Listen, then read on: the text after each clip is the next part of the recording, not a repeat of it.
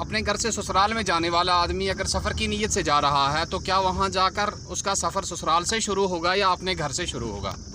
मौलवी रियाज अहमद कुरैशी साहब राजवाड़ा अशवीर से ये सवाल कर रहे हैं कि एक आदमी अपने घर से निकल रहा है और घर से निकलने के बाद वो ससुराल में जा रहा है और सफ़र की नीयत से निकला है, तो क्या इसका सफ़र ससुराल से शुरू होगा या अपने घर से शुरू होगा?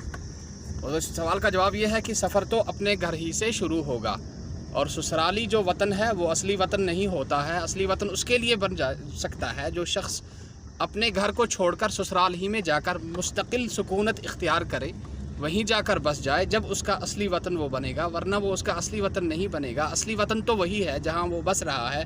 लिहाजा आपका सफ़र अपने घर ही से शुरू होगा। इसलिए आप घर से जैसे ही निकलें और अपनी मुल्हिका बस्ती से आगे चले जाएं, आगे निकल जाएं, तो उस सूरत में आपका सफ़र शुरू हो जाएगा। आपको 4 रकातों की बजाय 2 ही रकातें फ़र्ज़ पढ़नी चाहिए। ये एक वुजूबी हुक्म है, आप इसी पर अमल करें। वस्सलामु अलैकुम व रहमतुल्लाहि व बरकातुहू।